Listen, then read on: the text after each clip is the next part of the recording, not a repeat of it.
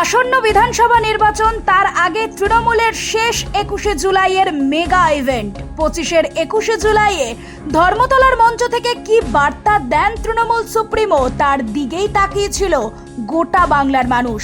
পাশাপাশি ডায়মন্ড হারবারের সাংসদ তথা সর্বভারতীয় সাধারণ সম্পাদক অভিষেক বন্দ্যোপাধ্যায়েরও একের পর এক প্রতিক্রিয়া শুনতেও জনপ্লাবনের সৃষ্টি হয়েছিল 21-এর মঞ্চ ঘিরে। প্রথম থেকেই অভিষেক 21-এর মঞ্চ থেকে জানান 24-এর 21শে জুলাইকেও ছাপিয়ে গিয়েছে 25-এর 21শে জুলাই। এমনকি তিনি এও বলেন, প্রতি বছর 21শে জুলাই তার পরের বছরের 21শে জুলাইকে ছাপিয়েই জনস্রোতের আকার ধারণ করে। এর পাশাপাশি বাংলায় 2011 সাল থেকে টানা 2025 অর্থাৎ প্রায় 15টা বছরে সাধারণ মানুষের জন্য তৃণমূল কংগ্রেস কি কি করেছে তার খতিয়ান দেন মমতা অভিষেক।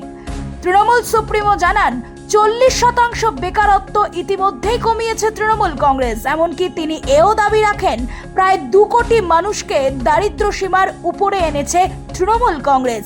21-এর মঞ্চ থেকে অভিষেকের হুঙ্কার ছিল, ঠেলায় না পড়লে বিড়াল গাছে ওঠে না। কার্যত ঠেলায় পড়েই জয় শ্রীরাম বাদ দিয়ে জয় মা কালী, জয় মা দুর্গা বলে বাংলাকে সম্বোধন করেছেন। নাম না করে প্রধানমন্ত্রীকে আক্রমণ করেন অভিষেক। পাশাপাশি এও বলেন, আমার নাম লিখে রাখুন, 26-এর পর জয় বাংলা বলাবো বিজেপির মুখ থেকে।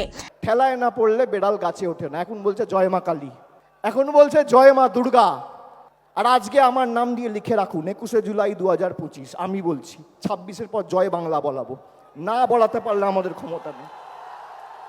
এদিন 21-এর মঞ্চ থেকেই আগামী 27শে জুলাই থেকে বাংলা ভাষা আন্দোলনের ডাক দেন তৃণমূল সুপ্রিমো। এছাড়াও বাংলার গর্জন, বিরোধীদের বিসর্জনের যে ডাক 24-এর মঞ্চ থেকে দেওয়া হয়েছিল, তাকেই আরও একবার স্মরণ করালেন মমতা।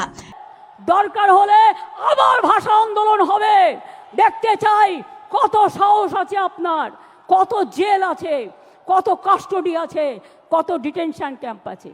তাহলে শনিবার রবিবার করে মিছিল হবে, তো মিছিল হবে, ধর্ণা হবে। আর যে পরিবারের লোককে ডিটেনশন করবে তার বাড়ির সামনে বসে যাবেন বিজেপির নেতাদের জবাব দেওয়ার জন্য। এরপর দফায় দফায় নাম না করে, কখনো বা আবার নাম করে বিজেপির প্রতি একের পর এক হুঙ্কার শানালেন Trinamool supremo. Bureau report, the voice now.